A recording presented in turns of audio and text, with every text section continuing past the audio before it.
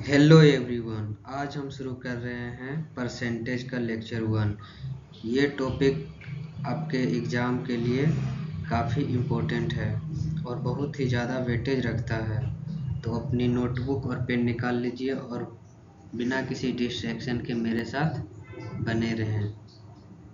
अगर आप चैनल पर नए हैं तो चैनल को सब्सक्राइब कर लीजिए ताकि आपकी तैयारी ट्रैक पर रहे। तो चलिए शुरू करते हैं। आज के इस परसेंटेज चैप्टर में हम लोग क्या क्या पढ़ेंगे देख लेते हैं। सबसे पहले हम लोग देखेंगे इनकम, एक्सपेंडिचर एंड सेविंग। इस टॉपिक से क्वेश्चन पूछा जाता है। प्राइस, कंजम्पशंस, एक्सपेंडिचर, इससे पूछा जाता है। परीक्षा, एग्जाम, नंबर, इससे पूछा जाता है। चुनाव में पूछा जाता है। सक्सेसिव चेंज में पूछा जाता है। Population and depreciation, Venn diagram, और ये परसेंटेज का ये सारा जो टॉपिक हमने लिखा है वेरी वेरी इम्पोर्टेंट है। इससे एग्जाम में क्वेश्चन पूछा जाता है और बहुत ही लोगों को कठिन लगता है ये। इससे जो है ना हार्ड क्वेश्चन है कहलाता है ये सबसे, चाहे वो एसएससी हो या बिहार एसएससी या कोई भी अदर एग्जाम हो, इससे क्वेश्चन पूछा जाता है। तो चलिए शुरू करते हैं बिना किसी देरी के। देखिए, तो पहले कुछ चीज़ें जान लेते हैं, छोटी छोटी बातें को। जैसे कि x% के कहने का मतलब है x/100। अगर हम किसी को यानी कि 5/4 को परसेंटेज में बदलना है तो इसमें क्या करेंगे, 100 से गुना।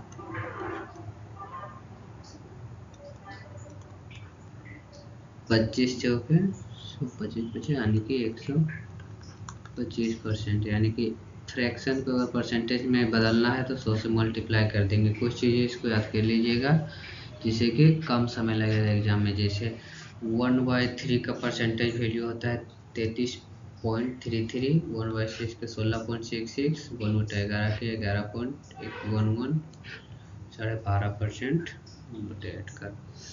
और बहुत सारा होता है जैसे कि 1/2 का 50%, 1/3 का तो हो गया, 1/4 का हो गया 25%, 1/5 के हो गया 20%, 1/6 का हो गया 11 का हो गया 7 का। बाकी देख लीजिएगा।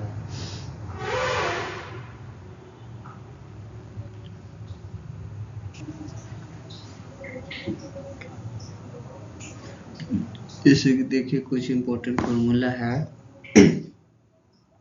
कि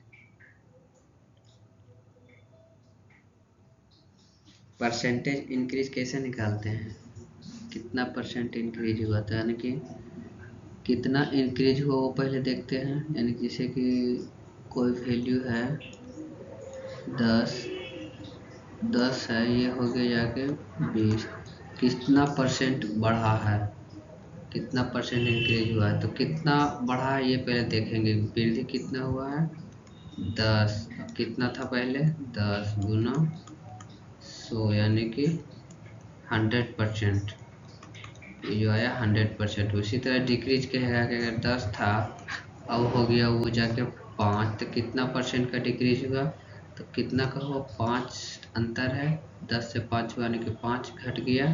जितना घटा पहले कितना था, पहले था 10, इसको करेंगे तो 50% डिक्रीज हुआ। ठीक है, आगे बढ़ते हैं, क्वेश्चन पे आते हैं। सक्सेसिव चेंजेस में क्या होता है कि जैसे कि लगातार, इसका फॉर्मूला होता ही है, यानी कि लगातार कोई भी चीज़ का अगर 10% छूट दिया फिर 5% छूट दिया, ठीक, तो पूरा कितना छूट दिया ऐसे हो सकता है, या फिर प्लस माइनस में पहले 10% बढ़ा दिया फिर 5% छूट दे दिए। तो अगर जिसमें बढ़ा दिया यानी कि जो पॉजिटिव रहेगा उसको पॉजिटिव साइन से लिखेंगे, जो नेगेटिव रहेगा उसको नेगेटिव से लिखेंगे। ठीक है, बाकी मेन फार्मूला ये है a plus B plus A into B upon 100। कि इसका एग्जांपल आप आयत के क्षेत्रफल या किसी भी आयत हो गया या वृत्त हो गया या वर्ग हो गया, इसका जो क्षेत्रफल में अगर भुजा या त्रिज्या में चेंजेस करते हैं तो उसका क्षेत्रफल में क्या इफेक्ट प्रभाव पड़ेगा, उसको इस फॉर्मूला से भी बना सकते हैं। ठीक है, बाकी क्वेश्चन में जैसे पूछा जाएगा उसे देखेंगे क्वेश्चन के हिसाब से। एक पॉपुलेशन में क्या आता है कि n प्लस वन की जनसंख्या क्या होगा, p इंटू 1 प्लस r बटा 100 n। ये चक्रवृद्धि विशीर्धन का फॉर्मूला है, इसी पे बनेगा। जैसे कि कहेगा कि r% हर वर्ष प्रति ईयर बढ़ रहा है, इसका जनसंख्या बढ़ रहा है, तो अगले 5 साल में क्या होगा, तो n बराबर 5 यानी समय टाइम हो गया 5, परसेंटेज के वैल्यू इतना दिया हुआ। अभी वर्तमान में जितना पॉपुलेशन है वो यहाँ लिखेंगे, इस पर पुट कर देंगे तो जो आएगा वो आंसर हो जाएगा कि अगले 5 वर्ष में कितना आएगा। अब पूछेगा कि अभी वर्तमान में जनसंख्या इतना है और इतना से बढ़ रहा था, तो बताइए कि 2 साल पहले क्या होगा। 2 साल पहले क्या होगा, तो क्या करेंगे 2 साल पहले क्या होगा, तो इसका जो अगर पिछला पूछेगा कि 2 बरस पहले या n बरस पहले क्या होगा, तो इसको लिखेंगे p अपॉन 1 प्लस r बटा 100 पावर n। इस फॉर्मूला पे बनाएंगे। ये तो फॉर्मूला है, बाकी हम लोग परसेंटेज में ज़्यादा फॉर्मूला की यूज नहीं करेंगे, डायरेक्ट फ्रैक्शन से बनाएंगे। देखिए एक मेन चीज़ ये है, बहुत इम्पोर्टेंट है। अगर कहेगा कि 50 का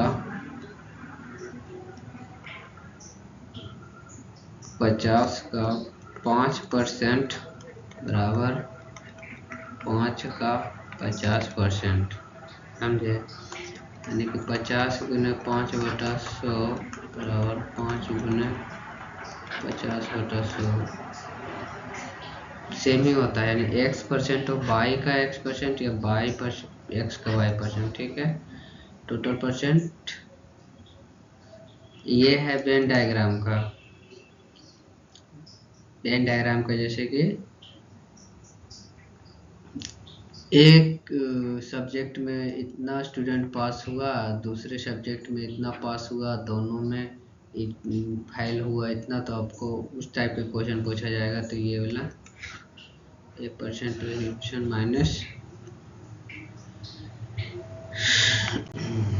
देखिए क्वेश्चन देखिए यहाँ से अब शुरू हो गया क्वेश्चन। ए की आय बी की आय से 25% अधिक है। ए बी सी है, ए की आय बी की आय से 25% अधिक है, यानी कि 25% का फ्रैक्शन वैल्यू कितना आएगा 1/4।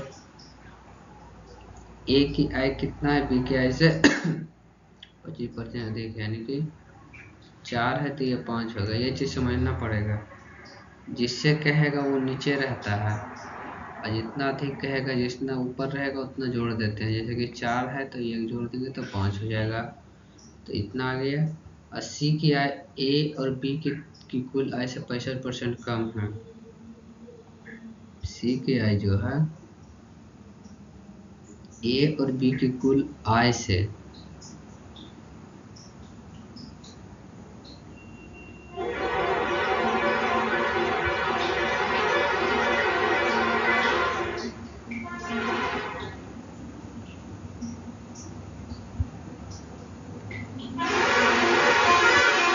ये हो गया 9।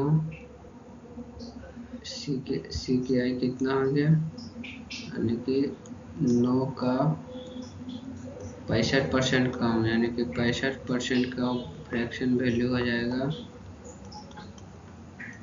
13/20 कम, यानी कि 7/20, 7/20, यानी कि सी क्या आएगा 9 सत्ती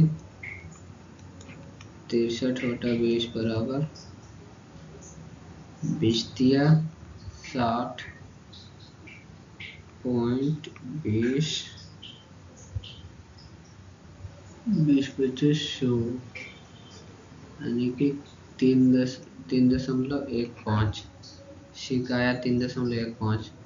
तो सी की आय ए से कितना प्रतिशत कम है?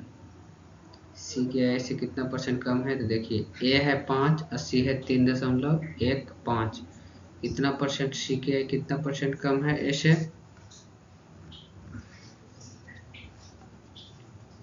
सी की आय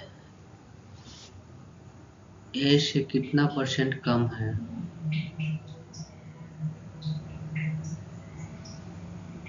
तो 500 माइनस करेंगे तो आ जाएगा ये 5 और 9 में से 1 गया 8, 1.85, 1.85 कम है। कितना पे कम है? 5 गुना 100, ये दशमलव हट जाएगा, कट गया, 5 दिया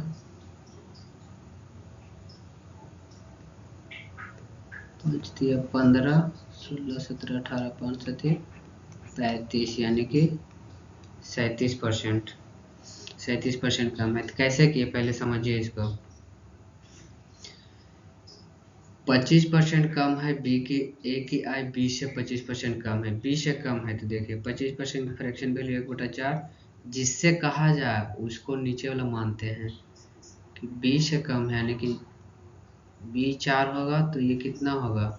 अच्छा अधिक है, सॉरी अधिक है, तो ये हो जाएगा जो ऊपर में रहेगा नीचे वाला से जोड़ के देंगे तो 5 हो गया। ठीक, अगर सी के कह रहा है, सी का सिर्फ अलग से नहीं कह रहा है कि बी से या ए से, दोनों मिला के कह रहा है, दोनों मिला के 5 और 4 9, 9 का कितना है? कह रहा है कि 65% कम है। 65% का फ्रैक्शन में 13/20, यानी कम है, यानी कि 20 में से 13 माइनस कर देंगे, यानी कि 7/20। तो 9 गुना 7/20 करेंगे तो इसकी 63/20, यानी कि 3.15। तो अब कह रहा है कि सी की आय ए से कितना कम है? तो ए से कितना कम है? ए से माइनस कर देंगे तो 1.85 और 5 पे कम है, तो ये हल हो जाएगा। अब देखिए एक व्यक्ति अपने आय का 75% खर्च करता है, यदि उसकी आय 20% बढ़ जाती है और खर्च 10% बढ़ जाती है तो उसकी बचत में कितने प्रतिशत बदलाव होगा? अपनी आय का 75% खर्च करता है, 75% खर्च करता है, यानी कि 75%, यानी कि 25 75 3/4, 75% खर्च करता है, यानी कि इनकम हो गया, इनकम है 4, एक्सपेंडिचर है 3, सेविंग हो गया 1, आय है 4, खर्चा 3, सेविंग 1 हो गया। कह रहे कि यदि उसकी आय 20% बढ़ जाती है, यदि उसकी आय 20% बढ़ जाती है, खर्चा 10% बढ़ जाता है, तो इसका 20% कितना होगा?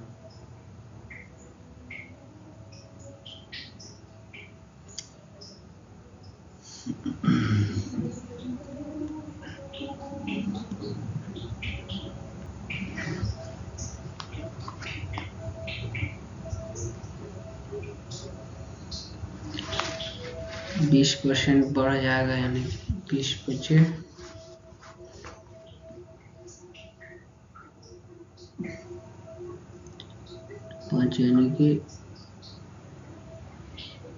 6 गुना 5, यानी 24/5, और 10% बढ़ जाता है, यानी कि 3.3 8.8। देखिए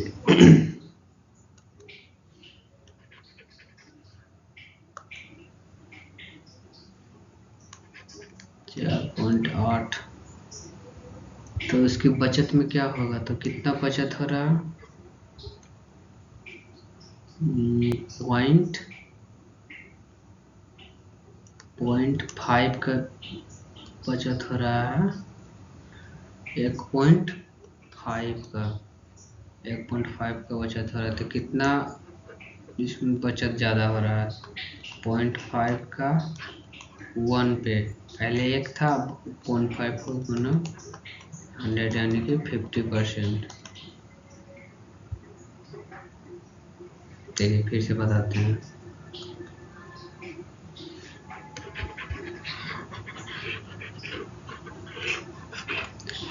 पचहत्तर % का फ्रैक्शन वैल्यू 3/4 हो गया, 3/4 हो गया। यानी कि अगर 4 इसका इनकम है, 4 यूनिट इनकम है, तो 3 खर्च कर रहा है तो 1 बचत कर रहा है। यहाँ तक ठीक है। अब कर रहा है आय में 20% बढ़ जाता है। आय देखिए 4 है, 20% बढ़ जाएगा। देखिए कोई भी चीज़ का अगर 10% निकालेंगे तो जितना रहता है उसका पॉइंट में हो जाता है। जैसे कि 20 का 10%, तो सीधा 20 का 10% एक के बाद यानी कि 2 पॉइंट यहाँ दे देंगे, तो 20 का 10% 2। उसी तरह 4 का 20%, 4 का 20% यानी कि 10% अगर 0.4 है तो 20% क्या होगा, 0.8, यानी 0.8 हो जाएगा, बढ़ जाएगा। तो 0.8 यानी कि 4.8। उसी तरह 3 का करेंगे 10%, तो यानी कि 3.3। तो अब देखिए इनकम इतना है, खर्चा इतना है, तो बचत कितना होगा, 1.5। अब कह रहा है कि बचत में कितना बदलाव आ रहा है। पहले बचत होता था 1, अब हो रहा है 1.5, यानी कि 0.5 बचत हो रहा है। 1 पे गुने 100 बराबर तो करेंगे तो 50% बचत होगा। ये अपनी आय का 65% खर्च करता है, उसकी आय इतना % बढ़ती है और खर्च 20% बढ़ता है, तो उसकी बचत में कितनी वृद्धि हुई। सेम क्वेश्चन उसी तरह से 65% खर्च करता है, यानी कि 65% खर्च करता है।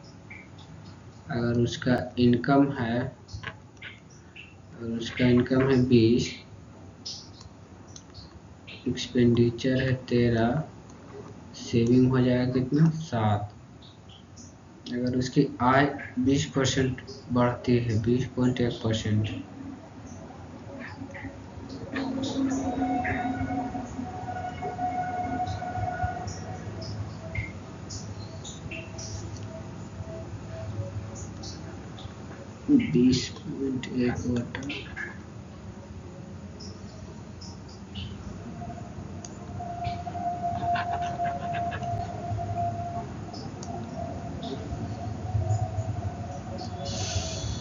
खर्च 20% बढ़ती है।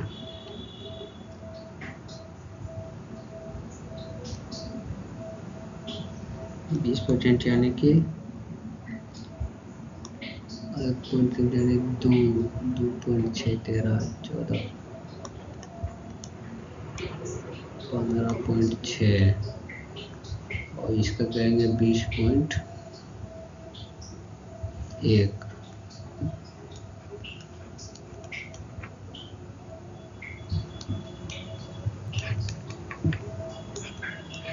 20 25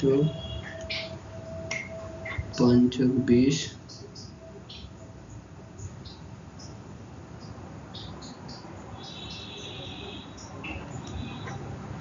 15 10,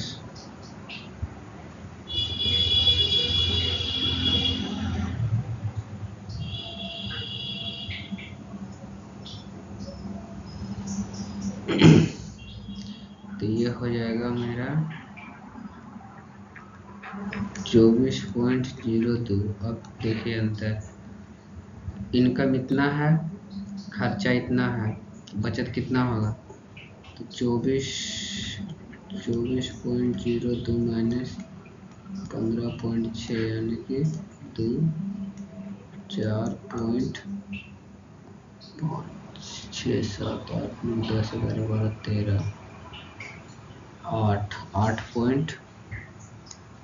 8.42। तो कितना सेविंग बढ़ रहा है, यानी कि 1.42। 1.42 कितना पे बढ़ा था पहले? 7 पे, गुना 100। इसको काट पीट करेंगे तो कितना आएगा?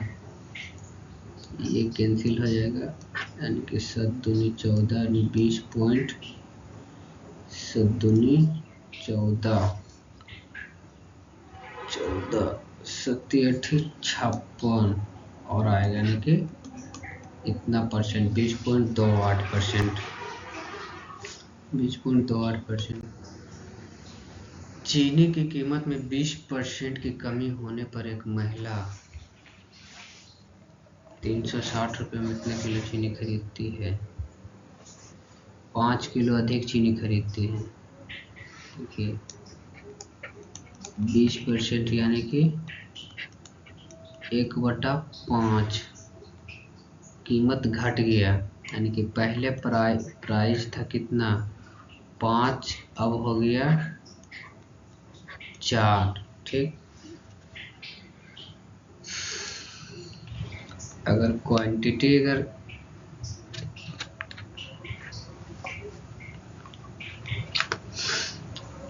अस्थिर रहता है ना, तो मात्रा जो है ना वो बदल जाता है।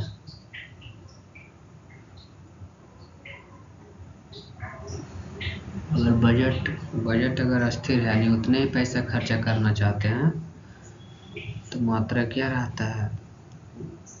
चेंज हो जाता है। जैसे कि अगर क्वांटिटी क्या हो जाएगा? क्वांटिटी हो जाएगा 4, 5। अगर खर्चा उतने ही कर रहा है 360 रुपये में, भले ही उसको 5 किलो इतना ज़्यादा मिल रहा है। तब यहाँ पे समझने वाली बात देखिए क्या है। पहले था प्राइस ज़्यादा, फिर कम हो गया, तो प्राइस ज़्यादा था तो क्वांटिटी कम मिल रहा है। अब देखिए यहाँ पे क्या है,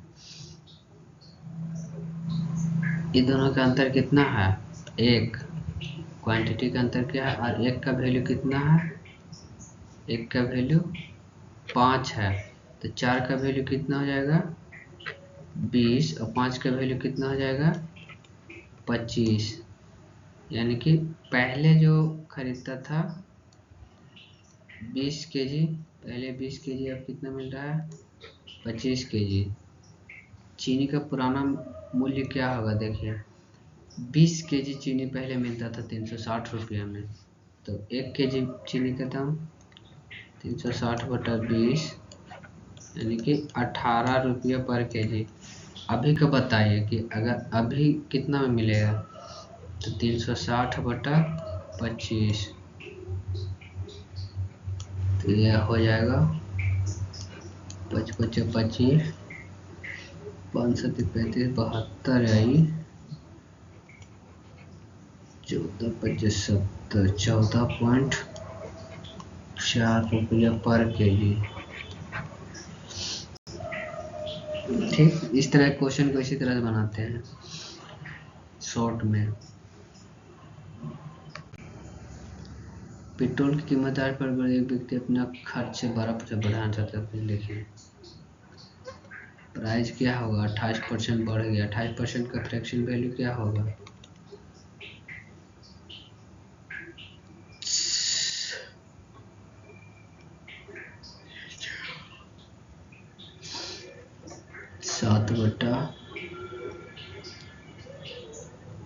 7/25।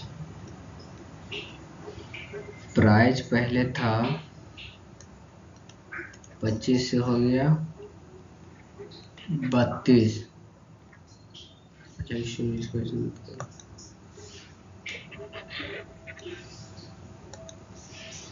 प्राइस 100 से हो गया 128। एक व्यक्ति अपना खर्च 12% बढ़ाना चाहता है, यानी कि वो सिर्फ 112 बढ़ाना चाहता है खर्चा। ये इसका क्या बोलता है? हाँ, खर्च, एक्सपेंडिचर इतना बढ़ाना चाहता है।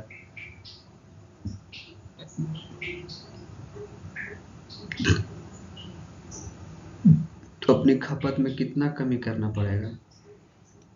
खपत में कितना करेगा? पहले खपत हो रहा था 128, कमी कितना हो रहा है? 6 और एक 16 कितना पे करेगा, 128 पे गुना 100। 4 चौक 16, 4 तिया 12, 4 दूनी 8, 4 आठ 32, 4 50,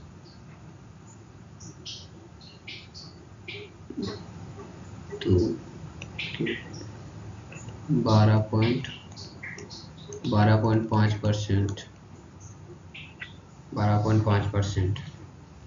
नमक की कीमत में 15% कमी होने पर व्यक्ति सेम क्वेश्चन, पिछला क्वेश्चन जो देखे थे, तो इसको 15% का क्या होगा फ्रैक्शन वैल्यू। 15% का फ्रैक्शन वैल्यू होगा 5 के 15, 15 यानी 20, 30। प्राइस क्या था, 20 से 17 हो गया, ठीक। तो क्वांटिटी 17 से 20 कर देंगे, इसको उल्टा कर देंगे। अब देखिए अंतर कितना है, 3। 3 का वैल्यू कितना दिया है, 2। तो 1 का 2/3 पूछ रहा है, तो 2 किलो नमक फिर बता नमक की घटे हुए कीमत प्रति किलो इसका बताना है। तो 20 यूनिट का क्या हो जाएगा, 20 यूनिट का हो जाएगा 40/3। 20 यूनिट का 40/3, 40/3 kg। 40/3 kg का मूल्य कितना है, 272। तो 1 kg का मूल्य कितना जाएगा, 272/40 गुना 3, यानी कि पॉइंट में चल जाएगा 0।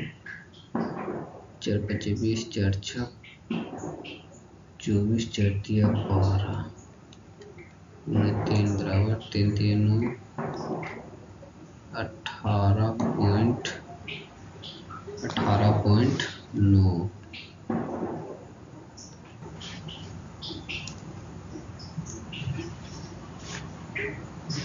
6.8 होगा ये, गुना 3 करेंगे तो 24 के 4 20.4 kg पर किलोग्राम, नहीं 4 इतना रुपया पर केजी, इतना रुपये पर केजी। एक छात्र को पास होने के लिए 33% अंक चाहिए और उसे 125 अंक मिले और वह 40 अंकों से फेल हो गया। बहुत अच्छा क्वेश्चन, देखिए 125 अंक मिला और 40 अंकों से फेल हो गया, यानी अगर 40 अंक और मिलते तो वो पास जो हो जाता है। पासिंग मार्क कितना, 33 था, यानी कि 33% कितना है, 165। तो 1% कितना होगा, 165/33। तो 100% क्या होगा, 100% यानी कि कुल मार्क्स कितना होगा, गुने 100। 11 तिया 33, 11 11 5 55, यानी 3 5 15, 5 गुने 100 बराबर, यानी कि कुल अंक आएगा 500।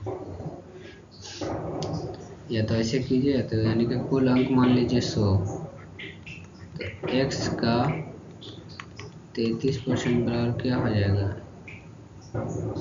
125 प्लस 40। तो x बराबर हो जाएगा 165 गुना 100/33, ठीक है। अब क्वेश्चन नंबर 8, ए को 30% अंक मिले और वह 15 अंकों से फेल हुआ, बी को 40% अंक मिले और जो पास होने के लिए जो अंक थे 35%, पास होने का प्रतिशत ज्ञात कीजिए। ए को कितना मिला, 30% और 15 अंक कम मिला। बी को मिला 40% और इसको 35 अंक ज़्यादा मिला। देखिए अंतर कितना का है, 10% का अंतर है। ठीक, 10% का अंतर है। 10% का अंतर कितना नंबर का अंतर है, तो 30, 10, 40, 50। ठीक, 50 नंबर का अंतर है और 10% का अंतर, यानी कि 50 नंबर 10% का अंतर बता रहा है। ठीक, तो एक नंबर कितना का अंतर बताएगा, कितना परसेंट का अंतर बताएगा, यानी कि 10/50 इतना परसेंट। तो अब बताइए कि 35 अंक कितना परसेंट अंतर को बताएगा, तो यानी कि 10/50 गुने 35%, यानी कि 5 से 35, यानी कि 7%। ये जो 35 अंक है, ये 7% को इंडिकेट करता है। अब बताइए कि पासिंग मार्क क्या होगा, तो पासिंग मार्क्स होगा क्या है, जब ये 40% अंक लाता है तो 35 अंक ज़्यादा लाता है। तो अब यहाँ पे देखिए, ये जो 35 अंक ज़्यादा कब ला रहा है, 7% ज़्यादा वो पासिंग मार्क से ज़्यादा ला रहा है, यानी कि 40% ला रहा है, उसको लाना चाहे तो 33। तो 40% माइनस 7 बराबर, यानी कि पासिंग मार्क्स हो गया 33%। उसको जो मिल रहा था 30%, उसको कितना मिलना चाहिए, 33, तो वो पास हो जाता। अगला क्वेश्चन, एक परीक्षा में 35% हिंदी में फेल हुए, हिंदी में कितना हुआ, 35% फेल।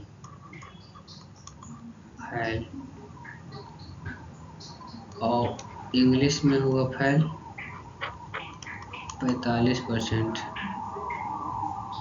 और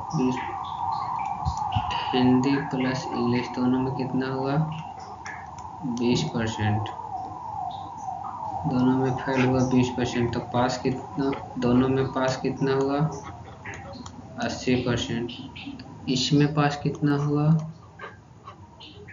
इसमें पास हुआ 65%, इसमें पास हुआ 55%। दोनों विषयों में पास होने वाले, तो दोनों विषयों में पास होने वाला के लिखेंगे, हिंदी में पास होने वाला प्लस इंग्लिश में पास होने वाला माइनस दोनों में पास होने वाला। तो ये बचेगा 120 या -40, यानी कि 40%।